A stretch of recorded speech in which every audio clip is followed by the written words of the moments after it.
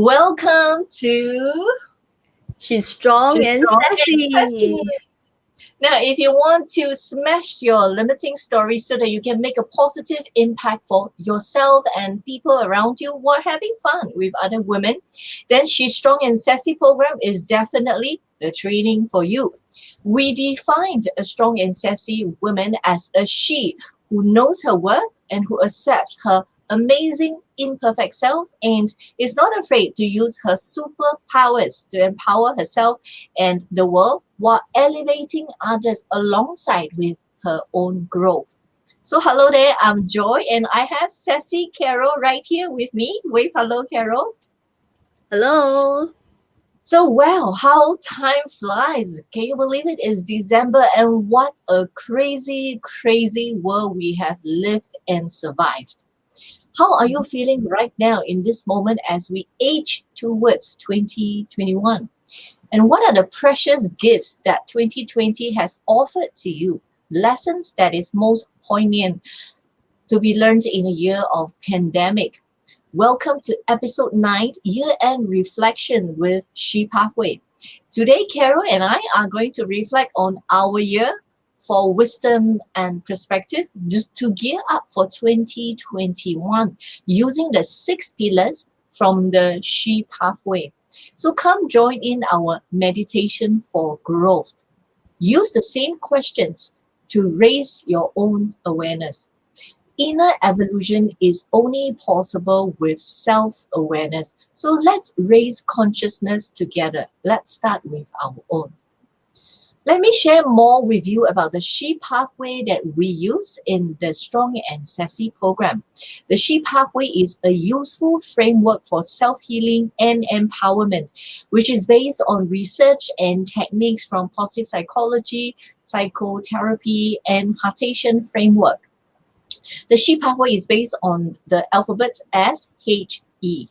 And the 6 pillars in the She Pathways are surrender, strength, help, hope, elevate, and execute. The first pillar is S for surrender.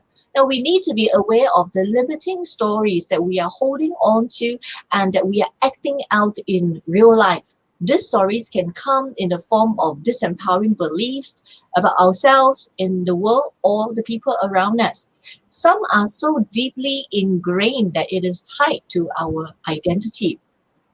In my autobiography From Zero to Shakti, I revealed how I took committed and massive action to smash a 30 years old limiting story that I am unworthy and unlovable. Before I took action, that story was my identity for all of my teenage and adult life.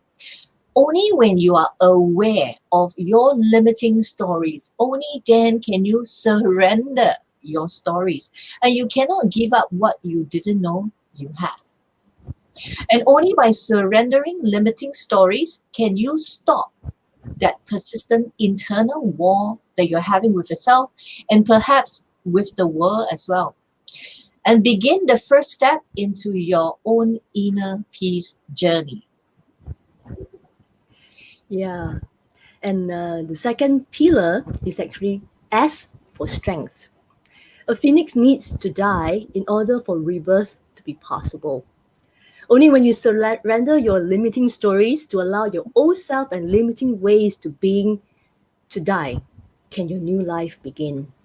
With rebirth, you can work on building up your strongest self, learning what your inner strengths are, and how to expand your external reservoir of support to raise yourself. By building up your strongest self, you are now ready to wire in strengths-based identity and more empowering beliefs about yourself and the world. When you are at your strongest self, you will naturally feel more empowered to work on supporting outer peace, and compassion that the world needs. Because you started with your own inner peace first. Indeed. And then comes the third pillar, which is H for health.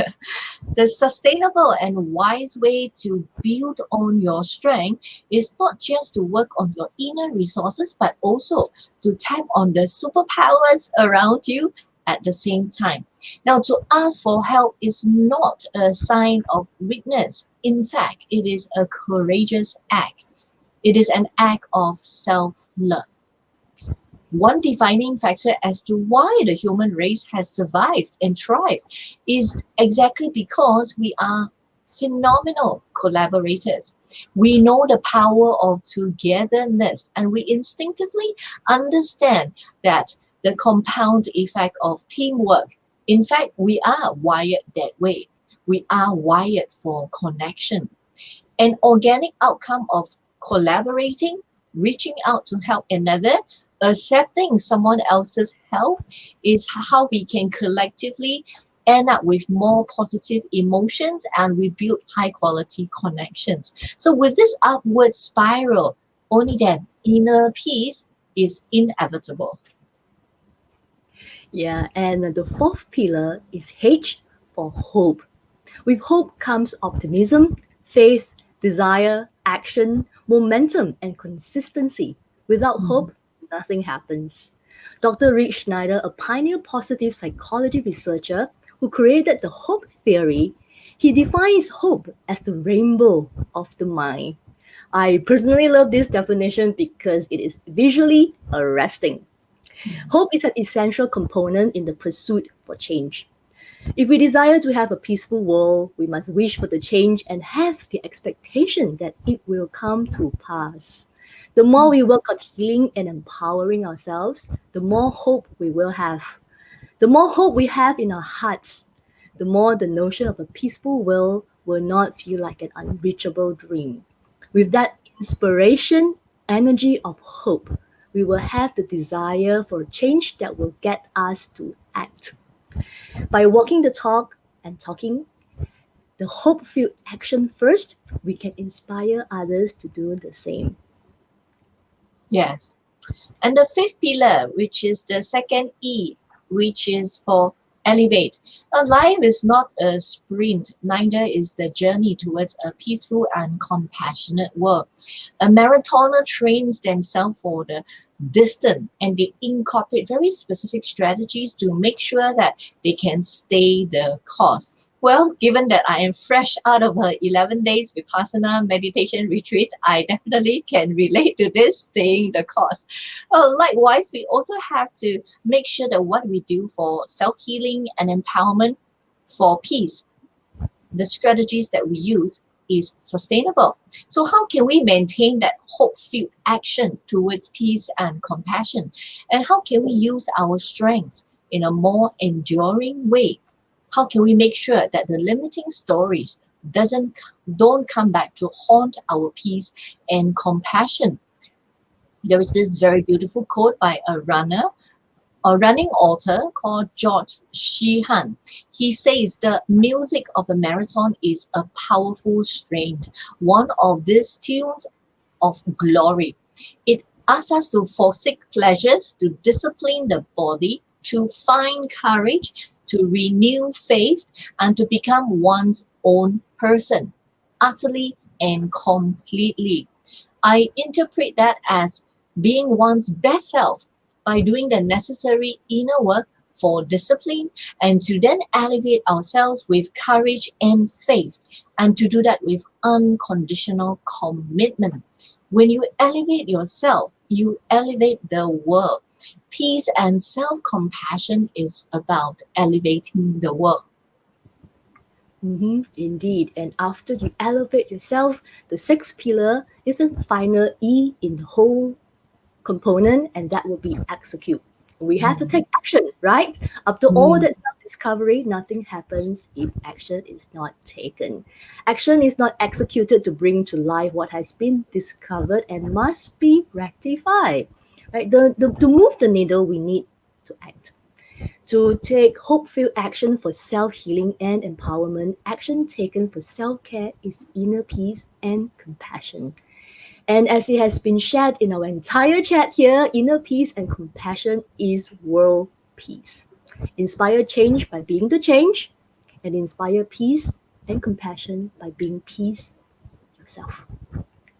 I don't know how you're feeling right now, Carol, but just by going through and reminding myself again what the six pillars are about, I already feel very energized and very hopeful. Yeah, I mean, I'm actually looking forward, to the new year. It's just gonna be next week. Next week.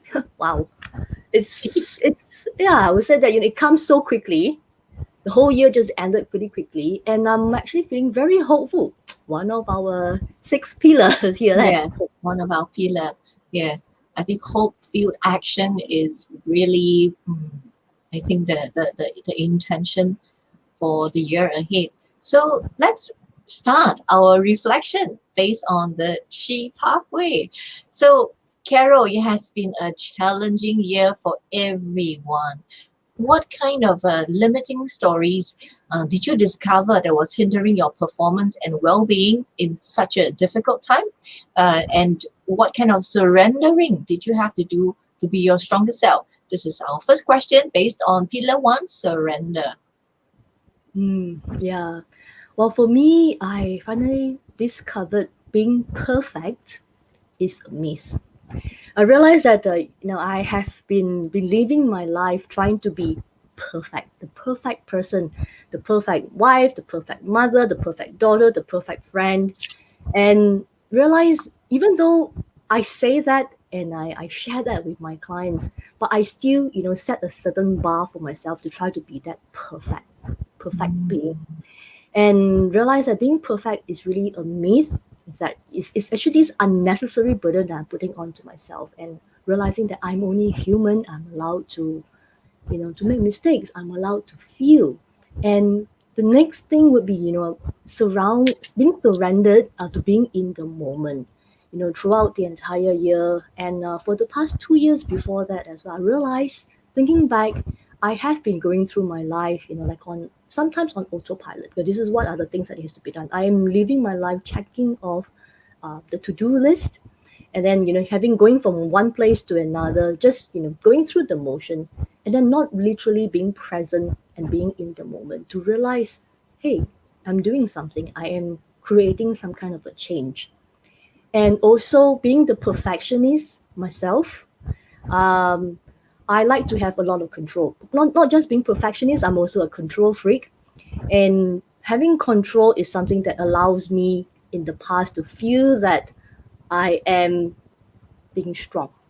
And not having control seems like a weakness to me.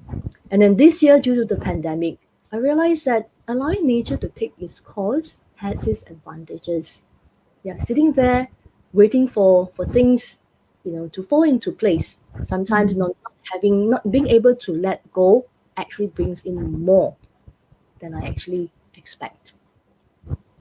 Yourself, Joy? Wow, that's interesting. So, yeah, when we talk about perfection, I guess all the conversations we had in Strong and Sassy episode with other women leaders was really helpful, I guess, in driving our own meditation on self compassion and the kind of relationship that we're having with ourselves and what can be done and how it can be nurtured further.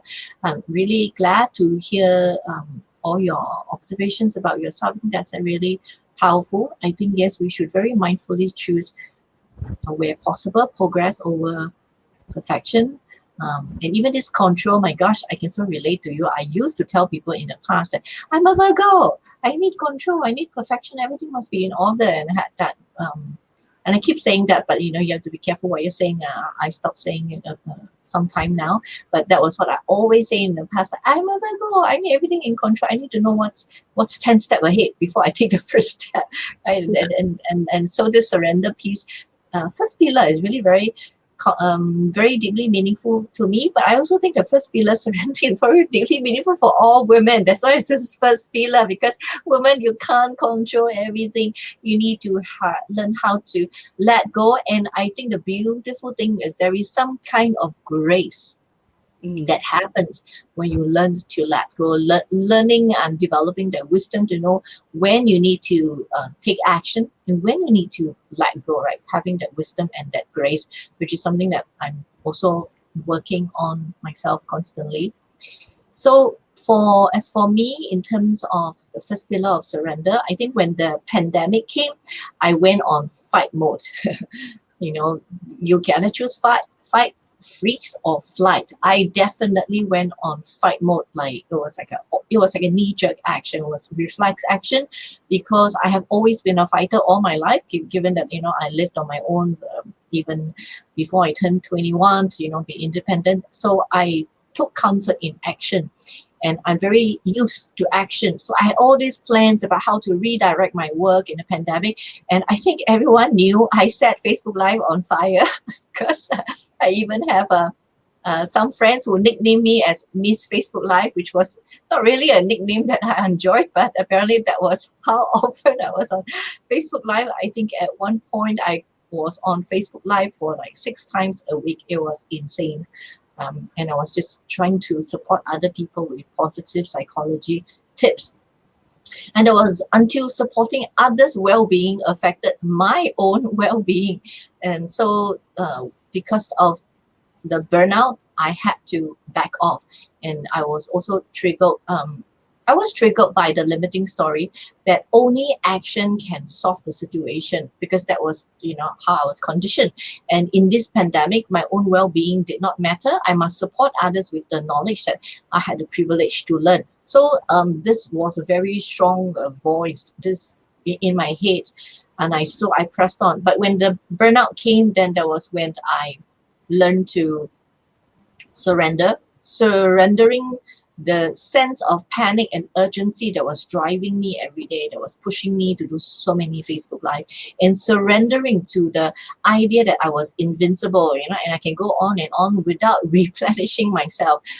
So that was when I created the that was when I created the 2 days meditation and silence retreat at home to celebrate my birthday in September. Right? I remember, like Carol, you mentioned something that sparked something, reminded you to do self-care as well. Yeah, and in fact, as we speak today, I just wrapped up my very first Vipassana retreat, 11 days retreat. Just fresh from it. It's kind of amazing for me actually. Like only this morning I was, locking myself in my bedroom as I have done the past 11 days, doing my 4 hours morning retreat part one. I was just doing that this morning, and then here I am dressed like that, for this recording and, doing my work. So it's like, wow, pretty amazing life I'm having. So I think that by surrendering, I became so much more powerful right now. I retreat, I took one step back, and I decide to place priority on my own self-care for a change instead of being fixated with taking care of other people. Now, because of all this action that I have taken, all this corrective action, I feel very powerful in my core. I feel a sense of solidness and certainty that I'm really very grateful to be ending my year with. So it's been a um, good year, at least right now where I'm feeling. Maybe it's just the 11 days meditation power. Who knows? I'm feeling really good despite it being a pandemic year. And I really cognizant of like, actually, there was a lot of gift and blessings that came during this year. If you just stop staring for a moment at the pandemic and just treat it like any other year, because in any year, in any day, there's always some kind of misfortune, disaster, and event, right? It's not like you Yeah. only unique to this year. Actually, we have it all the time. So I think we also need to kind of put it in perspective. Mm. So the second pillar is strengths. The second S. So basically, the She pathway has two S, two H, and two E. And the first two pillars are S. So pillar 2 is strength. Carol, what are the new strengths that you discovered about yourself this year? And what strengths are you focusing on for your 2021 plans? Mm. Wow, this one strength I would say rediscovered about myself. Mm. Yeah. And the thing is like somehow for me I know this, I can say I know it's actually not on the back of my head, and then this is something that I need to do, but then being able to reconnect with it, having this renewed sense, is incredible. And I totally agree with you earlier when you say, it's like after being able to surrender. And for me, this whole year, the whole pandemic, it didn't, it took a toll somehow in the beginning because there's a lot of uncertainty. But then I look Mm. at it and say, hey, what else can I do?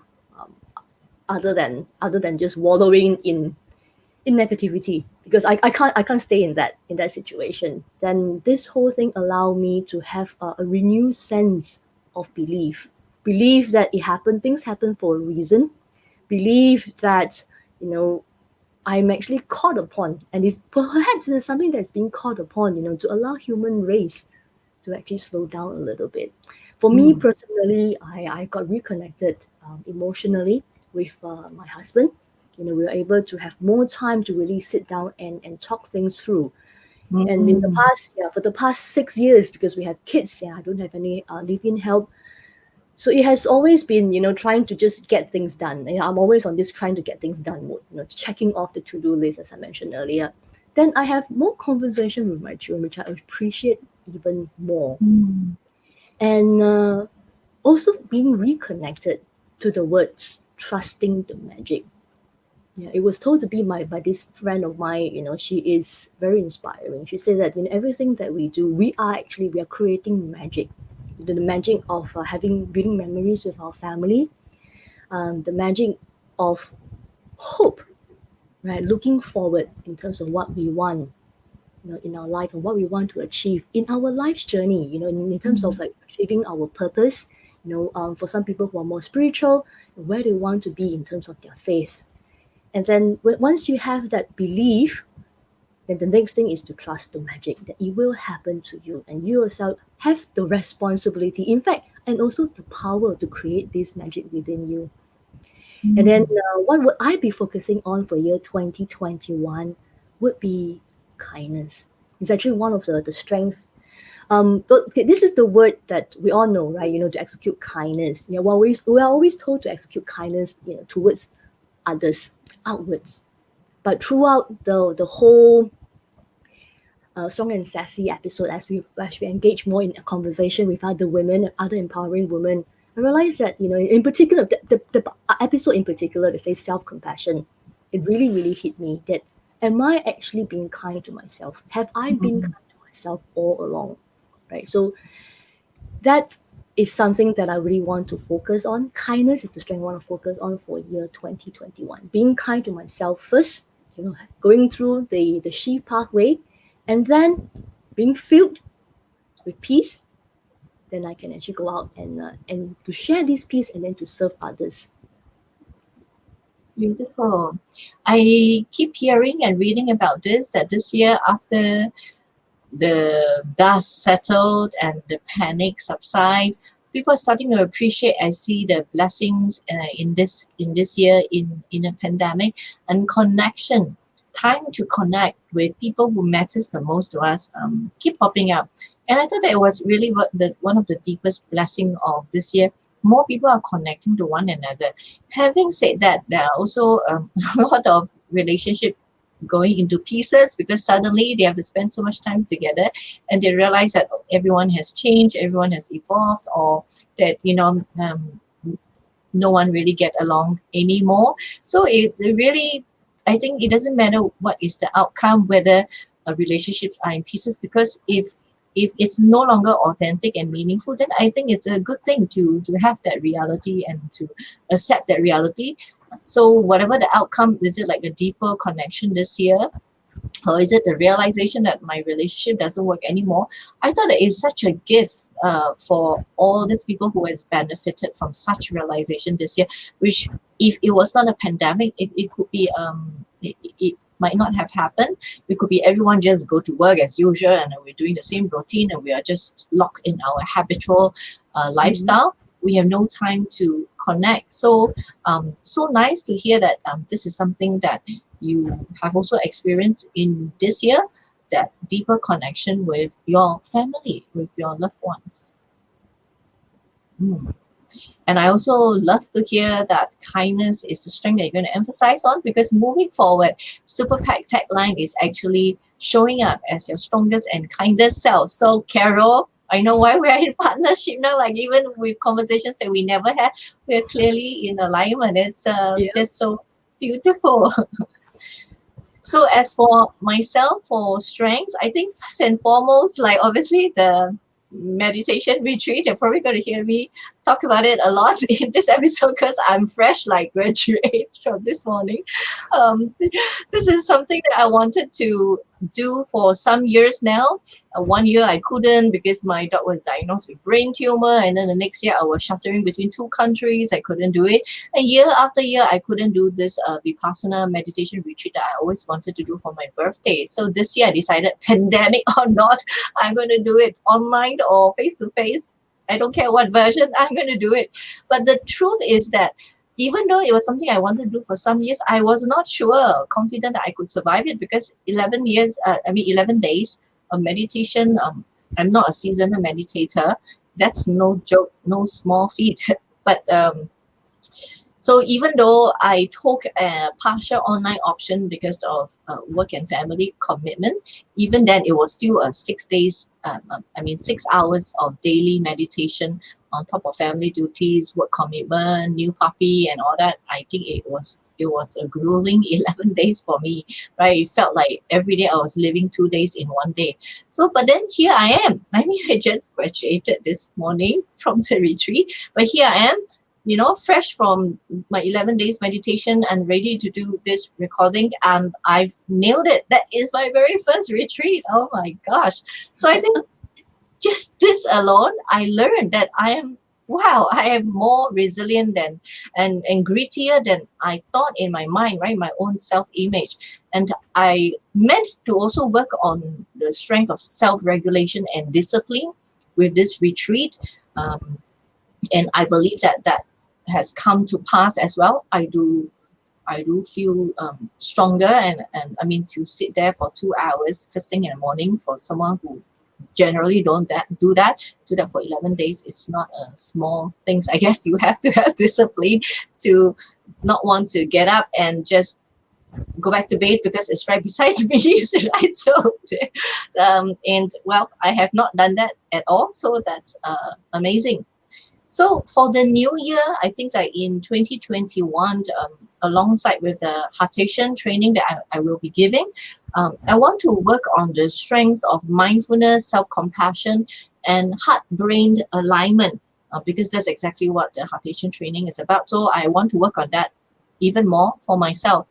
And with the Heartation vision of igniting 1 million hearts on fire, and the goal of igniting the first 5,000 hearts in 2021, the strengths of service, legacy, and mission will definitely be activated in full force. So I'm very excited about the new year with the new Heartation framework, and with the very fact that Heartation came because I took one step back and did self-care, and along the way accidentally developed the Heartation framework because that was what I was doing for myself with my family, and it works. And then I'm like, hey, why am I keeping this to myself? We need to share this. So it's really exciting to have so much to look forward to, and I can't wait to ignite that 5,000 hearts in 2021. So, would that be your heart as well? I can It's feel like, the excitement from here, definitely.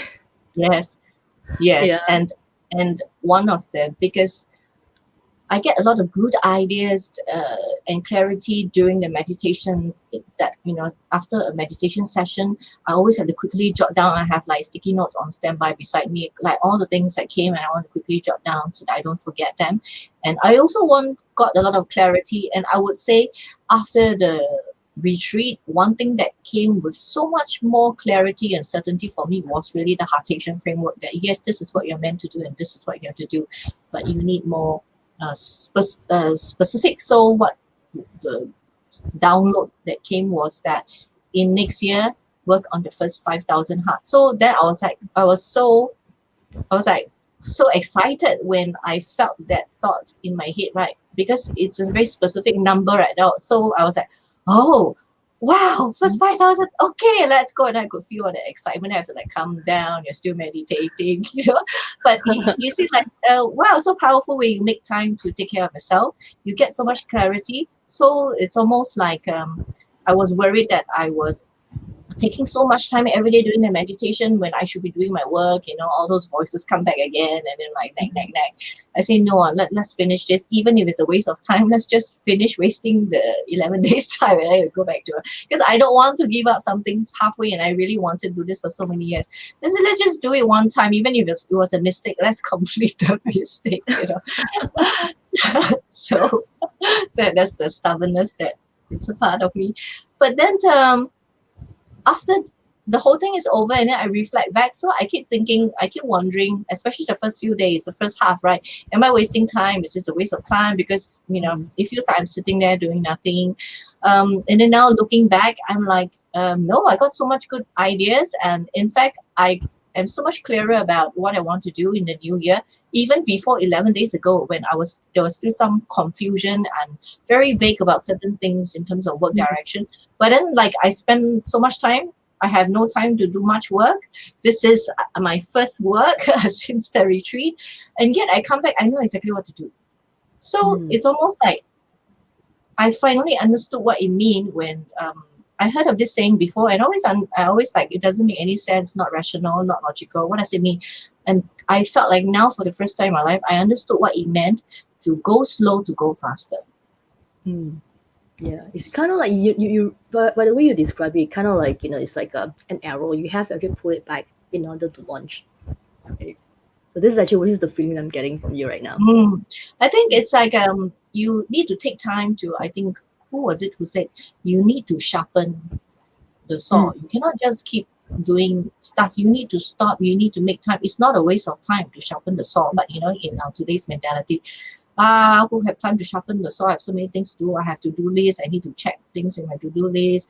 I don't even have time to sleep. You want me to sharpen the saw? I think we have a little bit of that mentality going on. So, which is, I guess, also explain. I had all those questions in my head. Am I wasting time sitting here doing Mhm. nothing? I know when I could be, doing my work. So it's I trying to sharpen the saw, but I keep wondering, am I wasting time sharpening the saw? But I feel so much clearer, and Carol, you mentioned when we came into the studio that I look a bit different. Yeah. Yeah, and it's like I can't explain it. I'm the same and I'm different, and it's hard to explain. I'm same old me, but I'm not the same. I feel upgraded. I feel more solid and peaceful, and I feel the core of myself, like very hard to explain feeling. So, but on the surface, I guess I'm the same person, but I think that um, when it comes to strengths in this pillar, definitely meditation and the retreat has helped strengthen me overall as a person, evolve me so that I'm now truly, truly ready for my new year. Yay! Yay! So with surrender, when you are willing to die, right, like the phoenix, then now you're ready to have your rebirth, as Carol shared earlier about the second pillar. And now you're ready to build your strength, to discover yourself. Who is this strength-based Joy? Who is this strength-based Carol? How does she look like? Get to know this person, build this person, be a baby again, and learn to walk, but this time in a stronger and a smarter way. So once we have done those two pillars, now it's time to move on to the third pillar, and now we're moving into the 2H. So for the third pillar, the H is help. A huge piece for women because we like to just conquer the world all by ourselves, juggling everything, making sure nothing fall off the plate. When once in a while, it's okay, to pass the plate to someone else. You don't have to keep holding on to the plate. Okay, it's okay. So the reason why I created this pillar help because I felt it really, really is a very important piece for women. We need to learn. We actually need to learn to ask for help. So, Carol, for you, where and how did you seek the help that you and the support that you needed this year? And did you notice any kind of resistance in yourself when it comes to reaching out to others for support? Well, there was in fact some resistance. Well, because I always have that internal conversation, right? I can do this on my own. I don't want to trouble others. It's just fear of troubling others is really kind of like stopping me for asking for help. And then sometimes, I would say, okay, I would try it on my own, and I realized that okay, the learning curve is a little bit steep. then maybe asking for help is actually the right way to do. And I realized during this whole pandemic, for this year, is seeking help from the closest, the family, is actually very, very important, because it is a show of trust. You trust in them to be delivering it for you, and also the Mhm. trust in ourselves to be able to let go, and understanding, having this awareness that we cannot, I cannot do everything. I'm not invincible. And the realization came is when I just asked for something very, very simple. Hey, do you think you can watch the kids for a while so that I can actually do some work? Very, very simple stuff. I asked my husband. He was like, okay. And before making that request, I was thinking, what would he say? He's like, oh, I'm also busy myself. It's like, and I have this conversation, or this scenario being played in my head. It's like, okay, look, I'm busy myself. Don't you think you can do this after the kids are in bed, for example? And I was also asking myself, maybe I could actually rearrange my timetable. Then I can do this after the kids are in bed, so I really have time to myself. Then I realized, like, hey, no, in time after the kids are in bed, the time is actually with me, right? Yeah, I'm entitled to my own me time. This is actually how I come. Just like your meditation, every day you come to yourself, you get grounded, and that's what I do in the morning and also in the evening. And then I also want to have that space and that time after the kids are in bed, to spend time with my husband, and ask about his day. I don't really need to provide solution. Yeah. And that made me realize that seeking help from the closest, which is our family, something Mm. it's very, very important. It's a sign of trust, and it's also a step forward, because once we surrender, right, we know what our strength. If you know that your strength is actually not in this particular area, then it's okay to seek help. And then help, to me, that I realized for this year, is actually a strength. Asking for help is a kind of strength for me. Yes, Mm. definitely. It's an act of self-love. And I always say asking for help is a courageous act. It's not that you're a loser if you ask for help. We are not we're not meant to live alone in an island all by ourselves. Like, we Mm. are meant to collaborate. We have always been collaborating. And if you look at Mother Nature, Mother Nature shouts collaboration. Like, look at the bees, the flowers, like the pollen.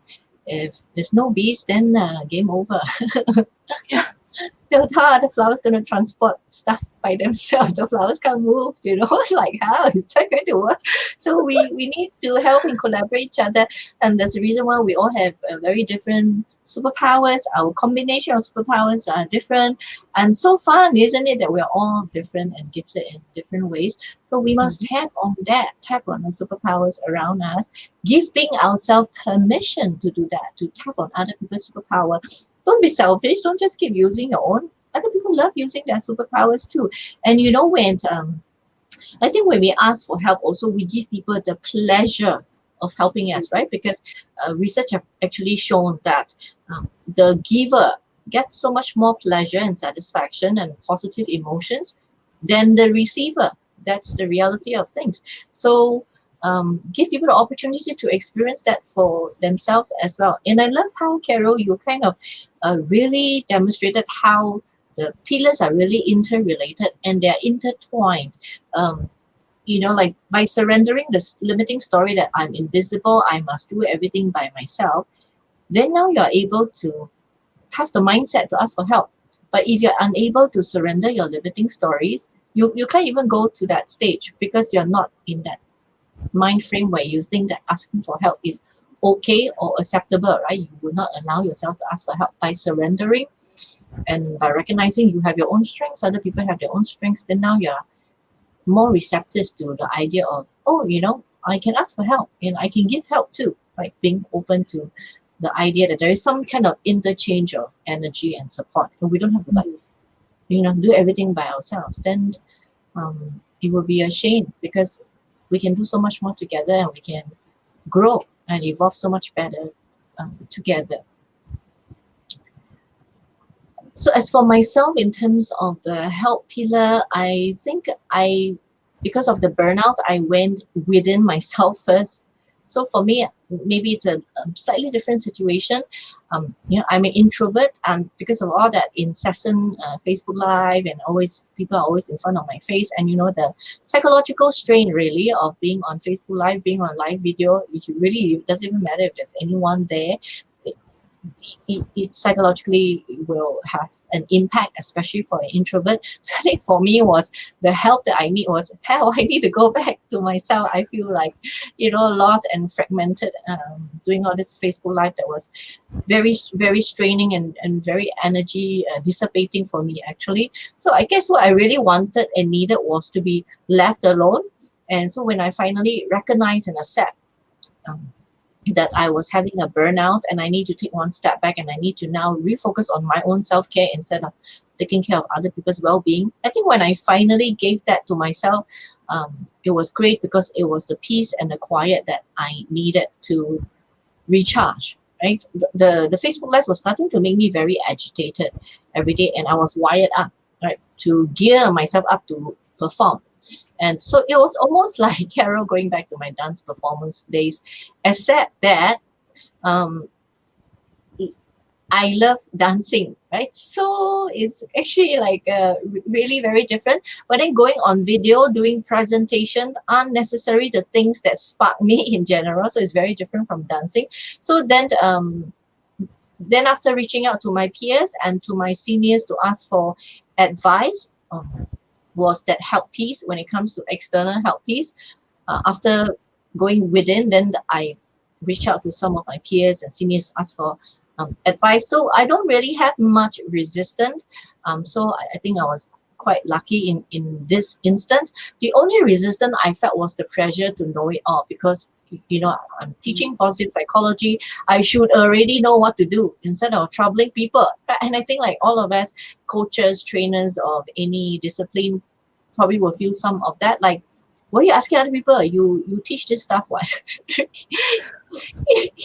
Like we always, and the really funny thing, so thank goodness this was a relatively small voice, so I could ignore it quite easily. So this is a really exceptional case where the voice wasn't very loud, but I was cognizant that the voice was there even when I approached my peers and my seniors. But because I feel safe with them, I guess, so even though the voice was there, I still did it anyway.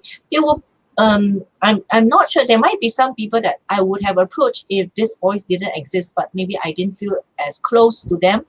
Because this voice exists, I didn't approach them. So I haven't really thought about that. So it just pops up in my mind. But I think that's very possible because I have this voice say, oh, this is um, my public image and so on, and I shouldn't be asking people. I should know it all. But then the funny thing is recently during a gathering in my positive psychology circle, we were sharing our private life and something similar popped up. So this is a mother who's trained in positive psychology, and she tries to use it. She's a teacher, I believe, and she also tries to use it with her teenage children at home. They talk about strengths and gratitude and stuff like that. So she was joking how sometimes her teenage boy would be like, don't do that strengths things with me, don't do it. I know where you're going with this. So it's kind of like funny, and then sometimes also this mother beat herself up in her mind, saying that, hey, I'm trained in positive psychology, I should know what to do in this instant, and so on and so forth. And so during this reunion with our lecturer for our postgrad, we were all laughing about it. And our lecturer was reminding us, hey, you know what? At the end of the day, yes, we're trained in this, but guess what? We are human. We are as human as those who are not trained in positive psychology. You know everything doesn't mean that you have to be perfect. See, we're coming back to that again, right? This sense of like needing to match up to certain expectation. We're all learning every day. So doesn't mean that you know something means that you can't. You must always meet that standard, and that would be really exhausting. So I guess for me, when it comes to the help piece, is I was able to reach out to my circle, close ones, for support, and I'm Just wondering about other people, Carol. Yeah. How well were people able to use this pillar this year? I mean, because it's a pandemic, isn't it? I think this pillar and the next pillar is especially significant. I think in a time like this, the willingness to ask for help. What do you think, Carol? Well, as you mentioned, for me, what really sprung out in my head was, going back and forth, because for me it's because I like you, right? This little voice also, just a little one that's also say, you should know what you should do, right? Because you are a coach, you should be able to have the you have the tools to be able to apply onto your clients, right? And then you should be able to apply onto yourself. And then there's always this slight pressure, slight, very little, that I need to be better than my client. And then that, for me, it brought me back to our second pillar, the surrender. Because this is something that I think I want to share with the audience today. It's like, yeah, the shape power is S, H, and E, and we double up, right? The first two pillars S, and then the third and the fourth will be the H, and then the fifth and the sixth pillar are the E's. But it doesn't mean that, okay, this is actually a process. It doesn't mean that you can't Mm, go back a step or a few steps and yes, then restart. There isn't like a specific rule that you have to go through yes. one, and then when you are stuck, and that's it. You can't progress. And from what you have just said, for me is, yeah, if I have this little voice, that I can't seek help, then surrender to it, having the realization, and then after that, then you ask for the help and then move on. And then sometimes, for me during the process, I do jump back and forth between Hmm. the SH and the E's. I love that you brought that up, Carol. I think that's a very important point. Indeed, the six pillars are not sequential. It's just in Mm. general, in general, it's good to do your surrendering. Then now you're ready to rebuild using Yeah. your strengths. But these are all guideposts for you. So you need to use your own intuition and your own wisdom. Use practice self compassion to ask yourself in this moment, which pillar should I address? Which pillar can support me in this moment? So it's really just guidelines. At the end of the day, you have to trust your own instinct. Yeah. So now that we've talked about health, uh, I think it is the right time to now talk about hope. So, Yes. Carol, what hope kept you going in this crazy pandemic year? And what hopes do you have for the new year? I'm an optimist. I choose to see things in a positive way. I just don't like to say it negatively. So hope has been there right from the beginning. To the extent that I thought that this whole COVID situation is going to be just like a month kind of a thing, and it will not last us that long. Possibly, I mean, based on the current announcement that it could actually last, for another year or so. And I always have this little hope that things would be okay, things would be fine. So for Singapore, when we enter the lockdown, they call it the circuit breaker here, that I say, oh, it's going to be just for a while. Everybody was like, oh my god, this is not happening. And for me, it's like, oh, that's pretty cool. And what can I do out of what can I make out of this situation? So that hope that things will get better has, I kind of like kind of like just kind of shadowed me, and then just pushed me along the way. Yeah. And also it helped me to reframe my mind, to be able to see and then to re-strategize what's going on. Because once you have the hope, then, because when you have the hope, as we mentioned earlier, we can actually look forward towards our Mm, journey. Then if that's the case, then your mind will start to open up and start to think, okay, what can I do to propel myself forward? What can I do to take the next step? You know, and actually plan, because I realize that with that hope, I have a goal to reach. And during this whole pandemic situation for the year 2020, I was able to do more courses and learning, just like what you just did. I did some short ones, just things that mm, I wanted to do, but I thought, maybe I'll just do it in another time. And I used that opportunity to to get that done. mm, And then for me, 2021, it will have to be a year of self selfishness giving away to selflessness. Okay, yeah, Because as I say, what I hope for going forward for year 2021 is actually with kindness. And then in order to be kind, you have to be selfless. So, and then this year, because of the pandemic, a lot of people used to be selfish, for the lack of a better word to describe people who were a little selfish, about with themselves, selfish with their time. People started to expand. This is what I've observed. And then as we expand, then you become more selfless. And then with hope being the one that is leading us, leading me. And I see that there will be a lot more selflessness coming for year 2021. Mm. I think that people need support, and even in the new year in 2021, people will still continue to need support.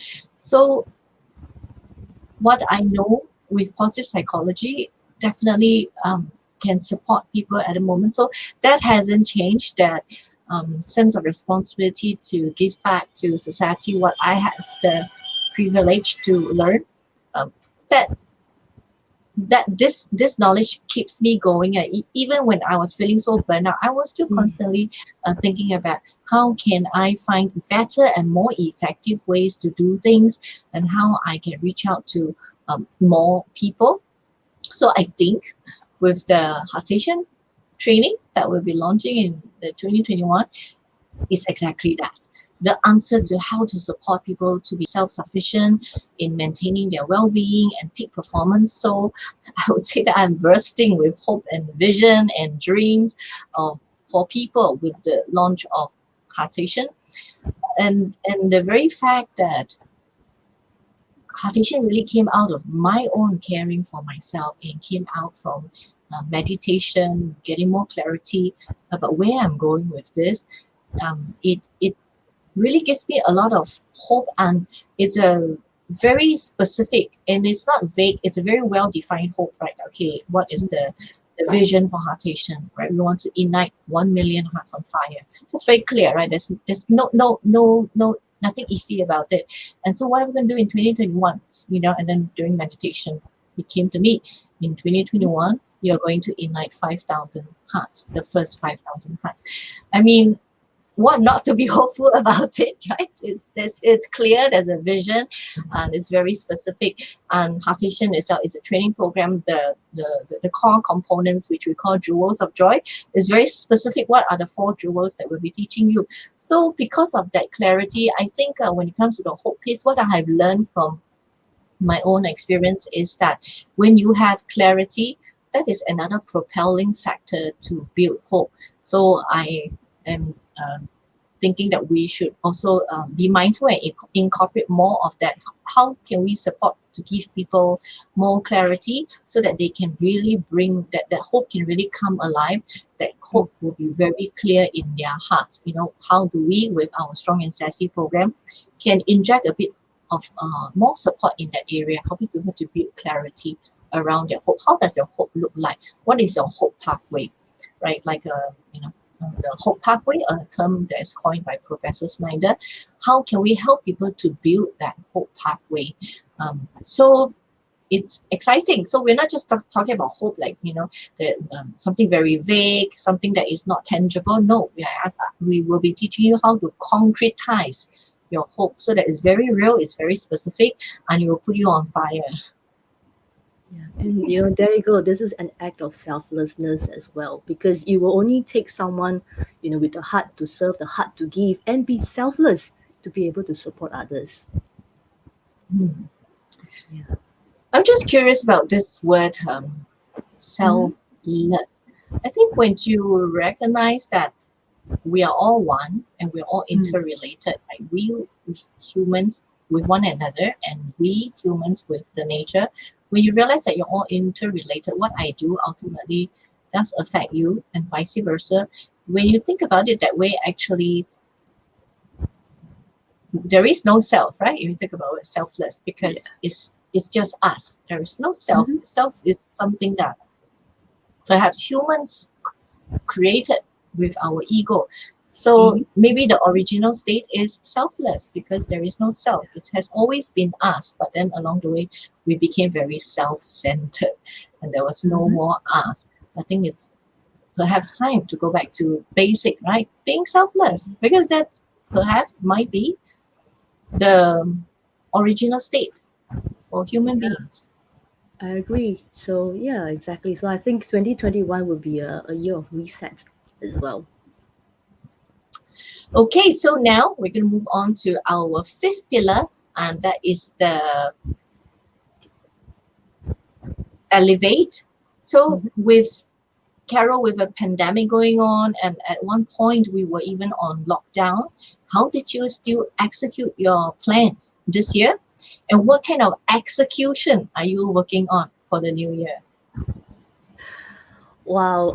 Well, it has been a bit of a steep learning curve for me in the beginning.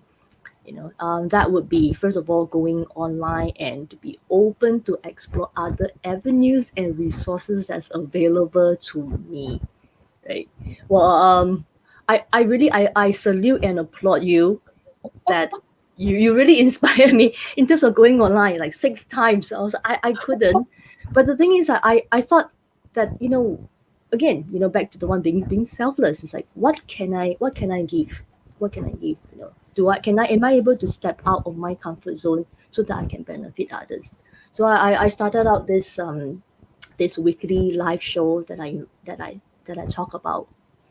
In fact, during the whole pandemic, and during the lockdown we did in Singapore, that was actually in June this year.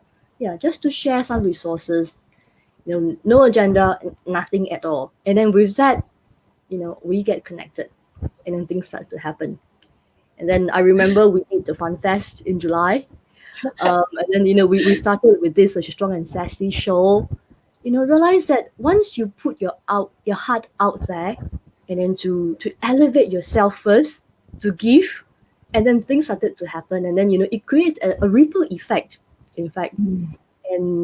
And so this is actually here we are today. And as you said earlier, what how to actually to elevate further, then the kind of execution I will be working on for next year is really, as you said, going back to the basic, and starting small, taking baby steps. Yeah, because in the past it's like, yes, you dream big, but you need to take baby steps in order to get to your Mm. destination. I just saw this book on the shelf of the bookshelf at popular bookstore in Singapore just a few days back. The Power of Small. That's the title. Mm.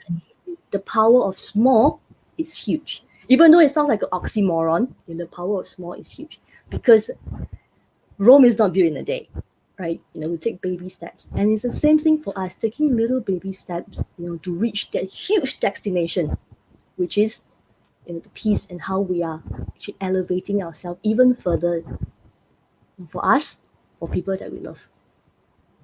What about you? I think in terms of execution this year, well, I was perpetually on Facebook Live like a maniac. So also there was more collaboration Mhm. with other experts to keep the work going. I think in the new year, the execution will primarily be focusing on building Heartation community, Mhm. um, launching the 1 million Hearts on Fire vision, and designing programs that can reach out to people with every kind of budget so that no one is left behind. So that is Mhm. one of the takeaway during the meditation was that I felt like it was impressed upon me that yes, this is work and this is business, and definitely it has to make profit, but I feel a sense of responsibility to also have to be creative and innovative to ensure that no one is left behind. What Yeah. about the people who can't afford it? What Mm. about the underprivileged communities? And of course, in particular, underprivileged women. How can I still support them with heartation? So that is something that is that I will be looking into as well. And again, there is clarity because I already know how to address that. So it's really exciting because I have very specific, concrete plans and programs. They interrelated. They they serve slightly different purpose, and they will leave no one behind. So I'm excited to announce details very soon. But well, let's just put it as anyone with $1 in their pocket will have access to Heartation. That is my promise. Wow. I'm looking Yeah, forward to yes, this. I'm really excited. So I really want the 1 million hearts on fire as everybody's vision, everybody's dream, not just mine. So in our final pillar, elevate. So Carol, how did you encourage and motivate yourself in such a challenging year, and how are you going to elevate yourself in the coming year? Hmm. Well, for me, I've planned to continuously on a daily basis ask myself, what can I learn from this? You know, what can I learn from this? And also to activate the strengths that I have, right? So they are the appreciation of beauty and excellence, right? More action with more curiosity. I think that has been missing, in for me. The word curiosity. Being curious, and then you actually joy. You inspire, and you actually spark that. Being curious and then to explore, because you never know what you're gonna get. Yes. And then exercise Yes. kindness. Yeah, this is something that I put it on as an objective for me to do that. Be a bit more mindful and exercise that kindness towards myself and to others. Being perspective and also complete honesty, with myself. And this is where we talk about being 100% being authentic with ourselves and with others too. So that is what I will be elevating, for the new year. I'm really excited. There isn't like a specific plan, but this is just something that I want to put it down onto my journal and to remind myself on a daily basis. This is what I'm going to be doing, and then what are the things that I can do, in order to incorporate that into my daily living. That is very, very important. That is really the key. I I think that this is really beautiful. And Carol, make sure you put it somewhere visible where you can see, so you can remind yourself. And I'm going to hold you accountable to it now that I know about it. So you are not going to get away. Okay.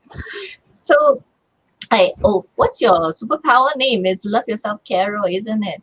Yes, that's right. Yes. Okay.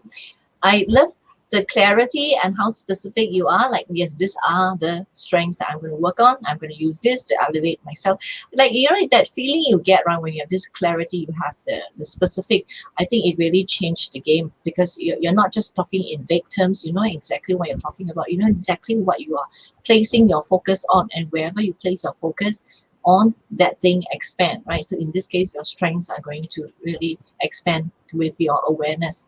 So as for myself, I think that time out where I could meditate, learn mindfulness skills properly, read up on self-compassion really helped me this year. And the encouragement and the acknowledgement from my clients and coaches played a significant role to keep me going, especially when I'm feeling really drained and tired. This unexpected acknowledgement, they really put me up. So that's my reflection when it comes to what kept me going this year. So I think that this has worked very well for me. So in the new year, I want to keep on with these strategies. It's been amazing for me. In fact, the Heartation framework is born as a result of all these things that I have started to do faithfully, daily, every day, like baby steps to with the intention of making it habitual. So, like what Carol, you say, everything starts small. So I always just wanted to do a little bit every day, a little bit every day until it becomes a part of who I am. So from me taking care of myself, family, and then deciding to teach this techniques that has been useful to everyone in a practical and systematic way in the new year, I feel very excited to be able to have this opportunity to that I actually know very specific technique how to sustain my well-being every day, and feeling stronger than ever, and to be able to elevate myself like that this way in a very sustainable manner, and to bring others along with me in the new year the Heartation way. So I think it's really exciting to be able to bring elevation to the next level, if it even make any sense. Complete sense. So there you have it. Wow, that's like our reflection for our year, and I feel really good having make time and think about all these things. Taking all the pressures from the year and then taking that along with us into the new year. So if you audience have also found this discussion useful, maybe it started you thinking about your year, we have a free PDF for you. If you like to have this reflection questions from the six pillar of the She Pathway, you can email us with at superpack.joy@gmail.com for this free PDF. And also, don't forget, there is a free copy of my autobiography as well, From Zero to Shakti, using the link below. So this is our last episode for the year, and we will catch you again somewhere in January. But before that, it's really time out and time for self-care and time for us with family. So thank you for supporting us all this time, and thank you for watching our episodes. It's really been very fun and meaningful, growing together and also learning from our expert guests that we brought in. I hope that you have also benefited and blossomed as a result of our episode. So stay tuned for the Strong and Sassy program that will be coming up in the new year. So any last words for our audience, Carol? Well, this is just a little break, and I would like everybody to gear up, for the start of year 2021. And we will come back with a big bang, to lead you through, as Joy has said, right? Heartation. So I would say that, let's open our heart to receive and also with our heart to give and start year 2021 with a huge bang. Beautiful. Okay, so happy season of love, everyone.